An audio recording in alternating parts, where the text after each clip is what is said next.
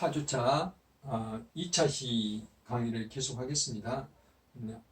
우리가 앞 시간에는 주로 이제 미세먼지에 대한 우리 국민들의 생활에 대한 영향, 그리고 국가가 미세먼지에 대해서 어떻게 대처하고 있는가에 대해서 말씀을 드렸고, 이번 시간에는 이제 미세먼지에 대해서 구체적으로 말씀을 드리도록 하겠습니다.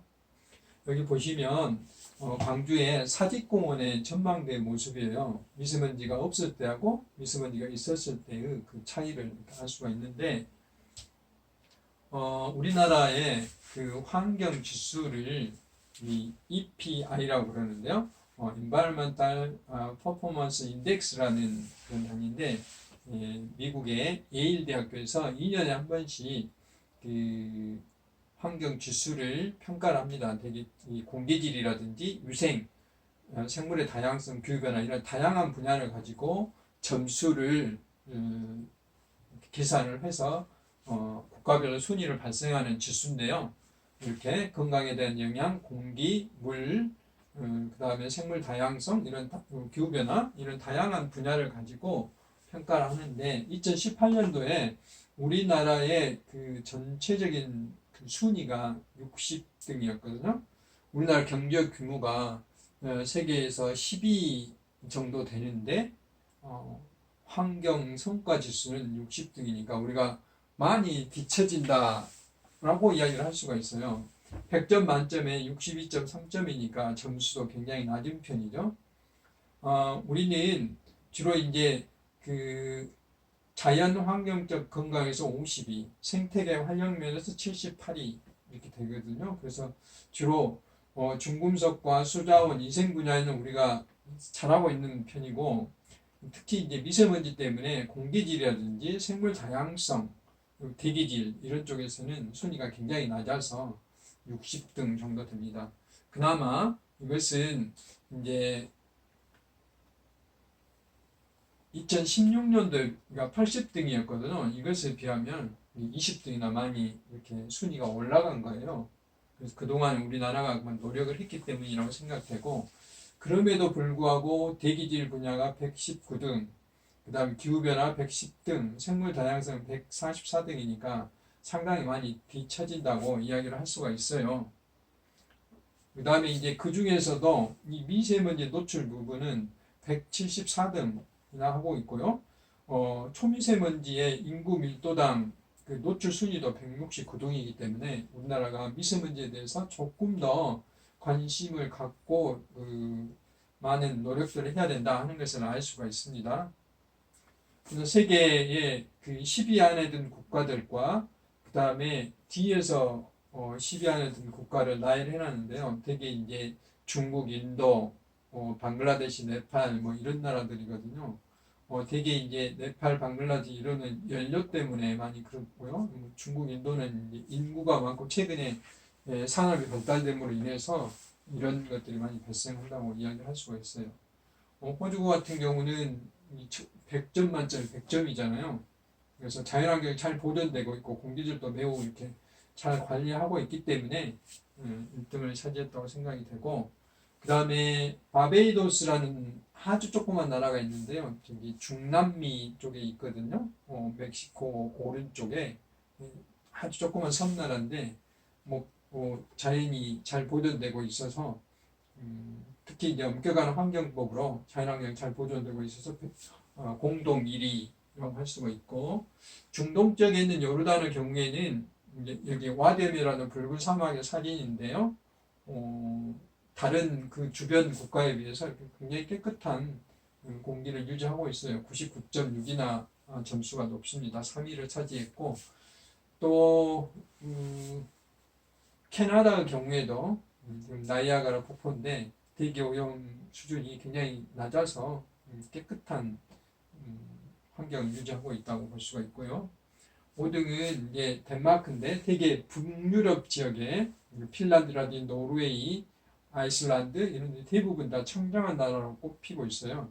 2016년도에는 이 핀란드가 1등이었는데 이제 덴마크가 5등으로 이렇게 할 정도인데, 전체적으로 북유럽 지역에는 사진에서 보신 바와 같이 맑은 하늘을 유지를 하고 있습니다.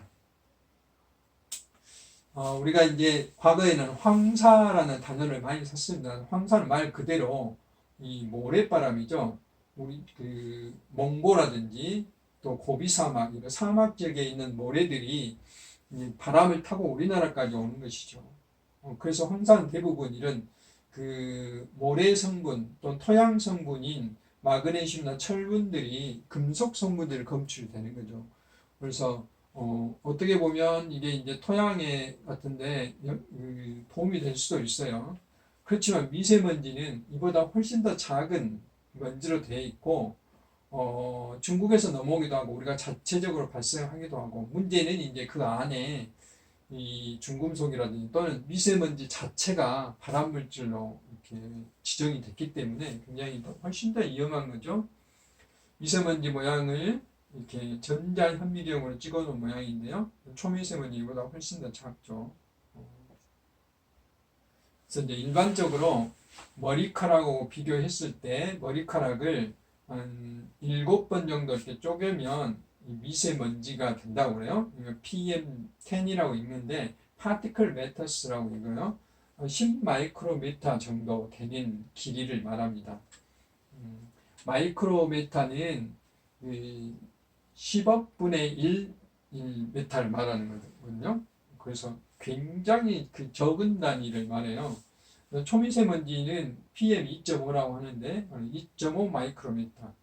이 PM10을 다시 또 쪼갰을 때, 그리고 머리카락을 약 25에서 30번 정도 쪼개면 이게 초미세먼지의 크기가 나옵니다. 이 정도로 이제 비교를 해볼 수가 있거든요. 우리가 이제 단위에 대해서 설명을 하면 되게 밀리그램 퍼 리터라고 하면 이거 이제 ppm이라고 쓰거든요. 이거는 parts per million, 그래서 100만 분의 1이라는 뜻이고, 어느 정도 되냐면 1km, 우리가 되게 초등학교 운동장 한 바퀴 도면 한 300에서 400m 트랙이 되거든요. 근데 1km면 벌써 한 3바퀴 정도 돌아야 된다는 이야기죠. 그 3바퀴 중에 1mm 정도가 100만 분의 1이라는 뜻이에요. 그 다음에 ppb는 마이크로그램 퍼 리터. 아까 이제 우리 미세먼지 단위가 이쪽이거든요. 10억 분의 1, 빌리언이죠, 빌리언. 그 다음에 우리가 이제 나노라는 말을 많이 썼죠, 그동안에.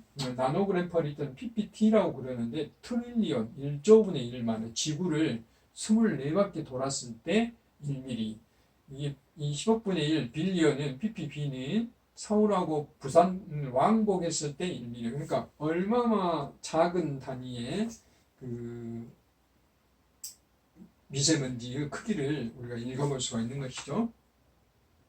미세먼지는 그럼 어디서 발생할 건가 하는 것에 대한 내용인데, 되게 이제 이 자연적으로는 이렇게 산불이나 쓰레기를 불법 소각해서 나올 수도 있고, 자동차 배기가스 비중이 크다고 그랬죠. 도로나 또는 우리 빈터, 공장, 건설 현장에서 미세먼지가 발생할 수가 있고요.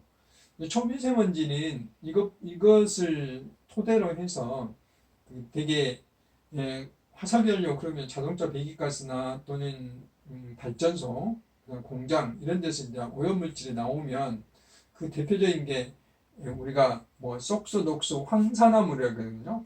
그 다음에 아까 녹수라는 게 질소산화물인데 자동차 배기가스에서 나오는 것들이죠.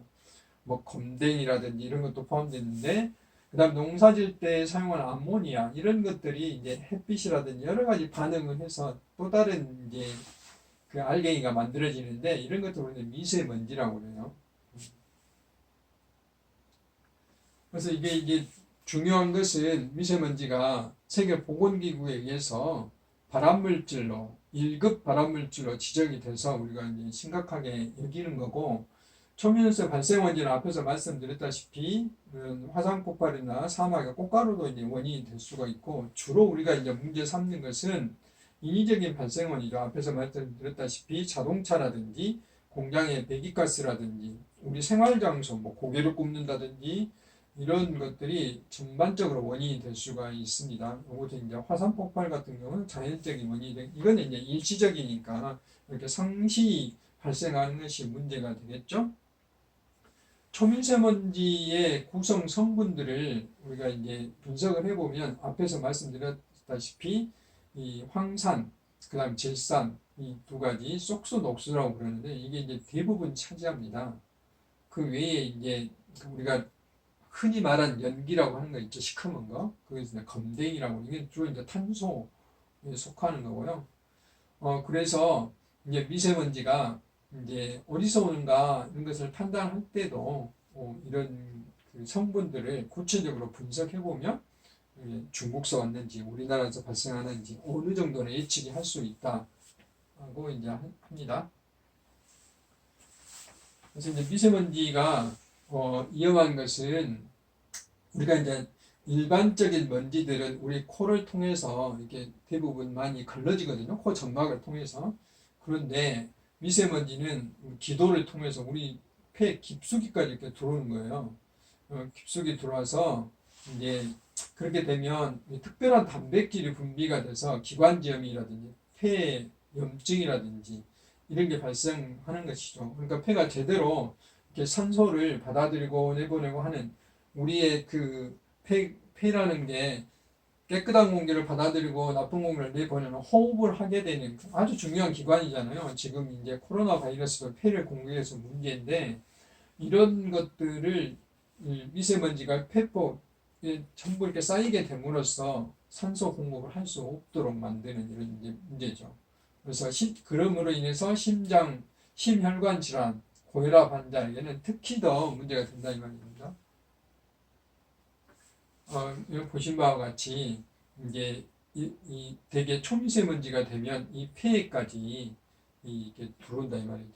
그래서 폐를 뭐 어떤 학자에 의하면 우리 폐를 펼쳐놓으면 뭐 초등학교 운동장만큼 펼쳐진다 하는 그만큼 그 폐의 그 표면적이 넓어서 많은 양의 산소를 받아들이고 내보내고 이렇게 할 수 있는 역할들을 해야 되는데 거기에 먼지가 끼므로써 할 수 없게 되는 것이죠. 이런 건강상의 문제 때문에 발암물질로 이렇게 지정을 받는 것이죠. 그래서 미세먼지로 인한 조기 사망자를 그 OECD 자료에 의하면 우리나라도 상당히 높은 편에 속합니다. 아까 앞에서 말씀드렸다시피 2060년이 되면 1,100명에 가까운 그 인구 100만 명당 이렇게 사망할 것이다 하는 이야기를 할 수가 있었고요. 그리고 이게 미세먼지가 우리나라만의 문제가 앞에서 중국, 인도도 이야기했는데 전 세계적으로 이렇게 약 35억 정도가 미세먼지에 의해서 고통을 받고 있는데 그 중에 특히 우리 동아시아 지역이 13억 정도가 더 많은 피해를 입고 있다 하는 겁니다. 그래서 미세먼지는 글로벌 이슈, 전 세계적인 문제다라고 이제 이야기를 할 수가 있습니다. 우리나라 미세먼지는 어디서 올까라는 것을 이제 정부에서 분석을 해보면 특히 한국하고 미국하고 공동조사를 해보니 되게 절반 정도는 우리나라에서 발생하고 절반 정도는 이제 다른 나라에서 오는데 그 중에 약 35% 정도가 중국서 우리나라로 온다 하는 것들은 이렇게 이제 위성 사진을 통해서 분석해 보면 확실히 알 수가 있어요. 아까 미세먼지 원인이 암모니아나 질소산화물 NOx라고 했죠. 그 다음에 유기물질 블랙카본 검댕이죠. 이런 것들이 중국이 높아지면 우리나라도 서쪽부터 이렇게 높아지는 것을 확실히 알 수가 있잖아요. 이런 것들이 그런 것이다라고 이야기를 할 수가 있고 같은 사진이고요. 이런 것들은 시도별로 분석을 해봐도 어느 지역이 많이 발생한다 하는 것들을 알 수가 있습니다.